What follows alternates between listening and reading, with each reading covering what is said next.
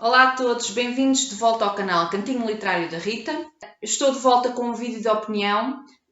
Desta vez é um romance de um autor angolano, Pepetela, e a obra chama-se Sua Excelência de Corpo Presente.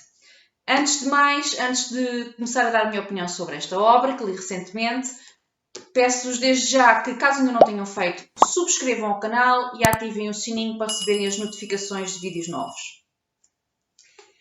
Então, Sua Excelência de Corpo Presente. Porquê este título?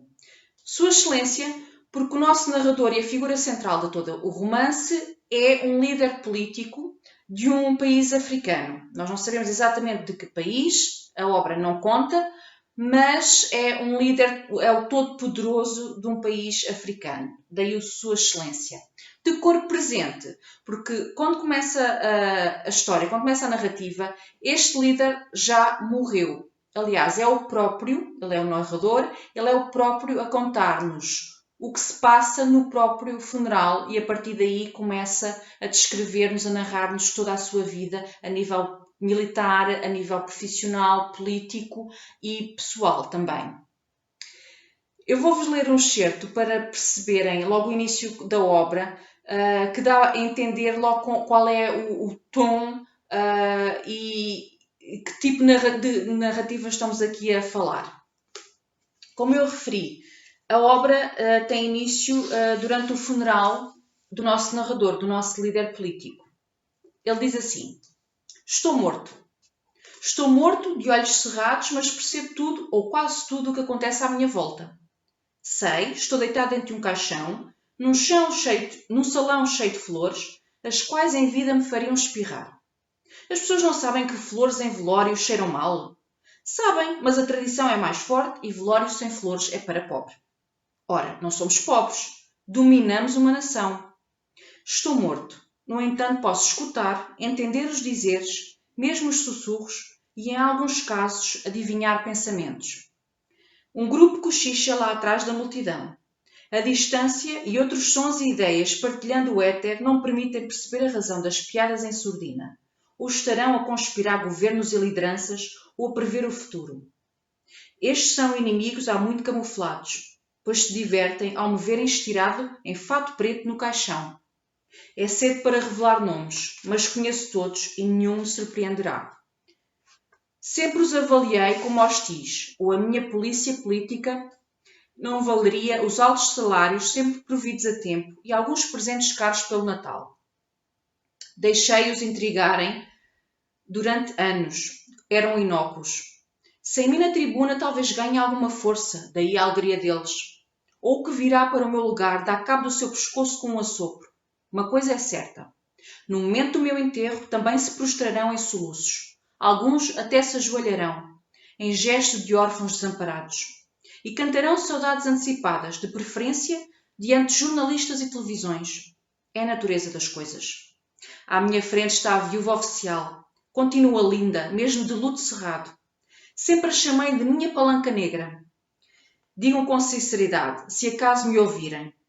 Haverá animal mais belo? A minha palanca mostra contenção, só as lágrimas certas, nos momentos certos. Nada de gritos, nem arrancar cabelos e postiços, nem rebolar no chão, nem xinguilhamentos como fazem na família dela. Lhe expliquei no início da nossa relação. Uma primeira-dama tem de ter posse de Estado. Dei exemplos, fui pedagogo. Era o tempo do amor e da paciência. Ela aceitou. Abandonou hábitos e falas que aprendeu na casa da parentela e cumpriu todos os rituais do Estado, até na minha morte. E continua. Portanto, estamos no funeral do nosso narrador, de um líder político, com toda a importância que isso tem para o país em questão. Ele está a observar quem está presente e a comentar os comportamentos, as atitudes de quem está presente. Comenta também quem não está presente e ele entende que deveria estar e critica.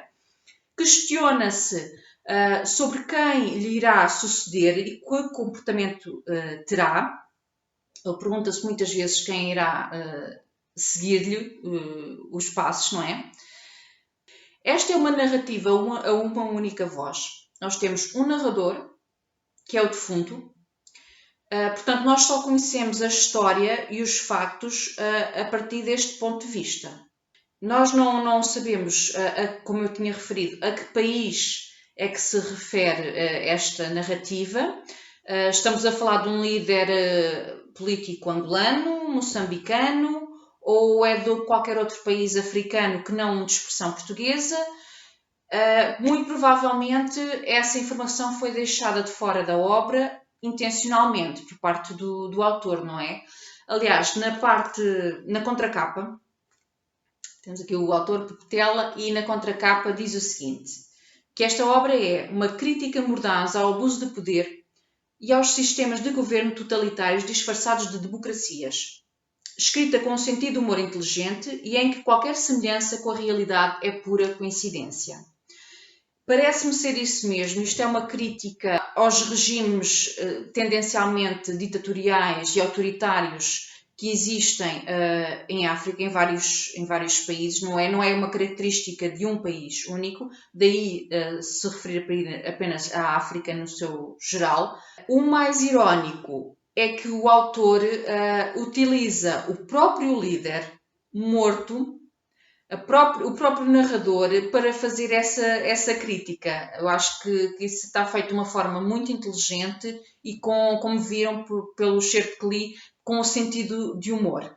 Ao longo da obra, o nosso narrador conta-nos todo o seu percurso militar, explica-nos como é que chegou ao poder, quem é que o ajudou, quem é que ele ajudou quando chegou a sua vez, e fala-nos não só da vida política e militar, mas também da sua vida pessoal. Ele conta-nos como é que conheceu a primeira-dama, como é que a conquistou, fala-nos dos casamentos, ele tinha tido outra esposa que entretanto morreu, fala-nos dos inúmeros filhos que tem. Ele, mesmo depois de casado, tinha vários affairs, não é? Vários relacionamentos com inúmeras mulheres com quem se cruzava. Essas mulheres frequentemente ficavam grávidas, tinham filhos e ele acabava sempre por aceitar os filhos. Ele chama-lhe um feito bélico, ter tantos filhos de tantas mulheres diferentes. Ele entende que é assim que um homem se deve comportar, fazer vários filhos a várias mulheres, e esses filhos são sempre bem-vindos, apesar de ele ser casado. Vou ler-vos aqui um excerto em que ele demonstra de forma clara a sua posição face aos filhos que lhe iam aparecendo ao longo dos anos. Bastardos?